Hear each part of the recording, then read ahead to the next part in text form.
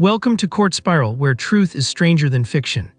Today, we're diving into one of the most shocking legal battles that will leave you questioning everything you thought you knew about justice. In the world of the rich and powerful, no one is beyond the law. But sometimes the law itself becomes a game where the stakes are higher than we can imagine. Let's take a look at how the case of Johnny Depp versus Amber Heard unfolded. This explosive legal battle, steeped in allegations of defamation, captivated the public's imagination and left countless questions in its wake. The origin of this high-profile case began in 2018 when Amber Heard penned an op-ed in the Washington Post, describing herself as a public figure representing domestic abuse. While she did not name Johnny Depp explicitly, it was widely understood that she was referring to their tumultuous relationship. Heard's words ignited a firestorm, leading Depp to file a lawsuit against her for defamation, seeking a staggering $50 million in damages. As the case progressed, both sides unleashed a torrent of evidence, each claiming the other was lying. Depp's team argued that Heard's allegations were fabricated, claiming they had irreparably damaged his career and reputation. On the other hand, Heard's attorneys countered that she was speaking her truth and that Depp was an abuser who had physically and emotionally harmed her throughout their relationship.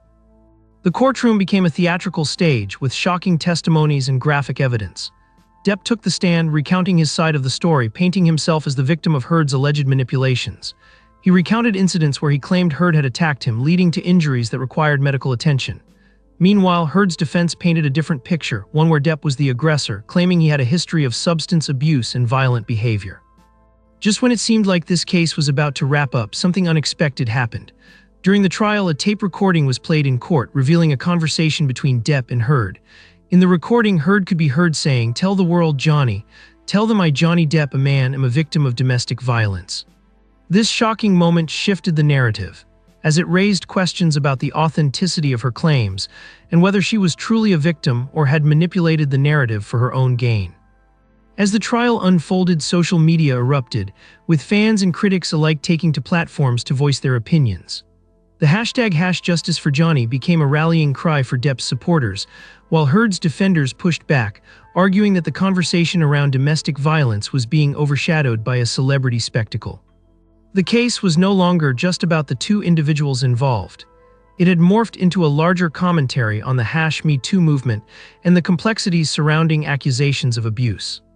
In the end, the jury sided with Depp, awarding him $10 million in compensatory damages and $5 million in punitive damages, although the punitive amount was later reduced to a cap of $350,000. Heard was awarded $2 million in compensatory damages for her own counterclaim against Depp. The verdict sent shockwaves through the entertainment industry and beyond, sparking debates about the implications for both victims of abuse and those accused. But the saga didn't end there. Just weeks after the verdict, Heard announced her intention to appeal, claiming that the trial was unfair and that the jury had been swayed by the media frenzy surrounding the case. This revelation opened the door for further discussions about the role of the media in shaping public perception and the impact it has on legal proceedings. The Depp-Heard case is just one of many instances where celebrities have taken legal action against the media for defamation. Another prominent case is that of Hulk Hogan versus Gawker Media. In 2016, Hogan, whose real name is Terry Bollea, sued Gawker for publishing a sex tape without his consent. The jury awarded him a staggering $140 million in damages, which ultimately led to Gawker filing for bankruptcy. This case raised significant questions about privacy, consent, and the responsibilities of media outlets in the age of the internet. The media's portrayal of celebrities often walks a fine line between truth and sensationalism. The case of Princess Diana also highlights this conflict. After her tragic death in a car accident in 1997, many speculated that the paparazzi's relentless pursuit contributed to the fatal crash.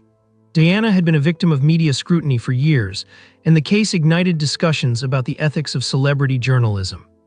As the public mourned, the narrative shifted to accountability and the role of media in the lives of public figures. As we reflect on these cases, it's clear that the intersection of media and celebrity can lead to devastating consequences. The legal battles serve as a reminder that words hold weight, and the power of the media can shape narratives in ways that are often irreversible. Now let's turn our attention to the case of Sarah Jessica Parker versus the New York Post. In 2004, the actress sued the publication for defamation after it published a story claiming she had undergone plastic surgery to enhance her appearance for her role in Sex and the City. Parker vehemently denied the claims, arguing that the article was not only false but also damaging to her reputation. This case exemplifies the challenges celebrities face when dealing with media scrutiny. The line between public interest and invasion of privacy is often blurred, leaving celebrities vulnerable to unfounded allegations. In the end, Parker settled the case, but not before raising critical questions about accountability in journalism.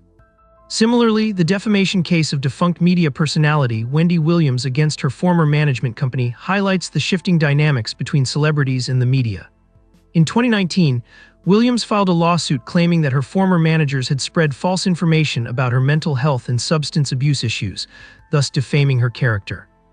The case underscored the reality that even those who thrive in the limelight are not immune to the damaging effects of gossip and misinformation. The realm of social media has further complicated this landscape.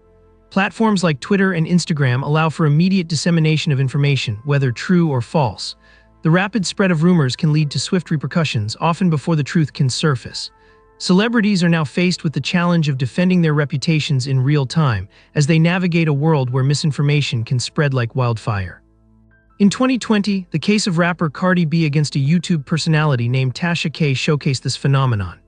Cardi B filed a lawsuit after Tasha K made numerous false statements about her on her channel, alleging that Cardi had been involved in prostitution and had contracted sexually transmitted diseases.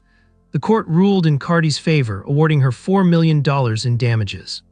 This case marked a significant moment in the ongoing battle against online defamation, highlighting the importance of accountability in the digital age.